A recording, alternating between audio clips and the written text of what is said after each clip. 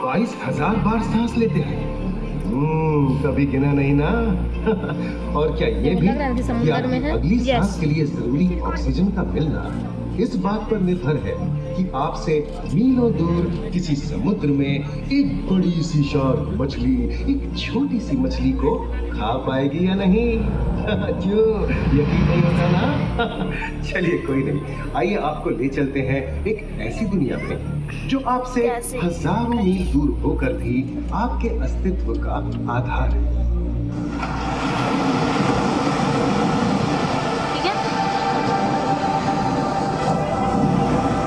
ये महासागर है, मीलों दूर तक फैला हमारे जीवन का केंद्र, जिसका पानी हर देश की सीमा से परे है। हमें सांस लेने के लिए जरूरी ऑक्सीजन का 50 से 80% इन्हीं समुद्रों के पानी से आता है। ये भी कह सकते हैं कि ये सागर एक विशाल संयुक्त परिवार की तरह है, जिसमें ये सभी जीव एक ही घर में रहते हैं, जैसे मछलियाँ, mollusc, dolphin, seal, walrus, crustacean, bacteria, समुद्री एनीमोनी और हाँ, ब्लू व्हेल भी, जो पृथ्वी का सबसे बड़ा जीव माना जाता है। और जंतु ही नहीं, इन समुद्रों में पौधों की भी लाखों प्रजातियां पाई जाती हैं। इन विशाल समंदरों का पानी हमारी पृथ्वी का लगभग 3/4 हिस्सा है। इस धरती पर 5 बड़े महासागर हैं: आर्कटिक, अटलांटिक, हिंद, प्रशांत और दक्षिणी महासागर। ये सागर इतने महत्वपूर्ण हैं कि इनका तापमान और लहरें दुनिया के हर हिस्से के मौसम पर असर डालते हैं, चाहे वो मौसम कितना ही खतरनाक क्यों ना हो। हमारी ही तरह पानी के नीचे पनपता हर जीवन सूरज की रोशनी पर निर्भर है। जी हाँ जनाब, सिर्फ ये जंतु, मछलियाँ, पेड़ पौधे ही नहीं, बल्कि बैक्टीरिया जैसे सूक्ष्म जीव भी सूरज से ऊर्जा पाकर खिलखिला उठते हैं।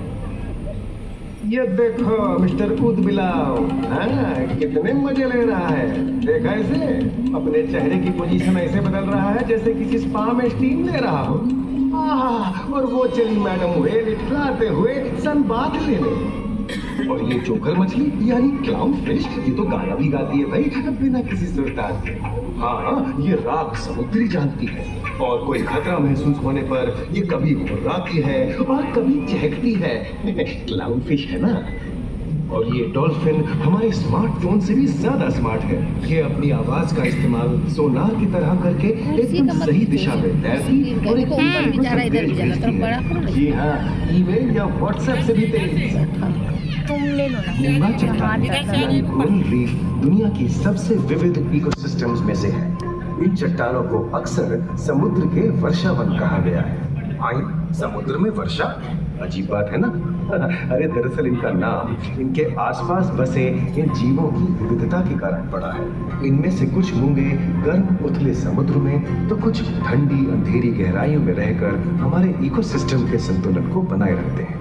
पौधे हमारे इकोसिस्टम का एक बहुत ही महत्वपूर्ण हिस्सा है और पानी में ऑक्सीजन का सबसे बड़ा स्रोत है।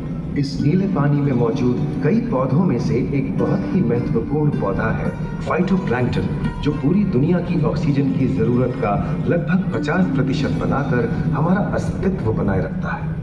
इन समुद्रों में पहुंचने वाली सूरज की रोशनी की मात्रा के हिसाब से उन्हें 3 क्षेत्रों या परतों में बांटा गया है। सतह के सबसे नजदीक वाली परत को यूफोटिक जोन या सनलाइट जोन कहा जाता है। जाहिर है कि यहाँ सूरज की सबसे ज्यादा रोशनी पहुंचती है और 90% समुद्री जीवन इसी परत में मौजूद है।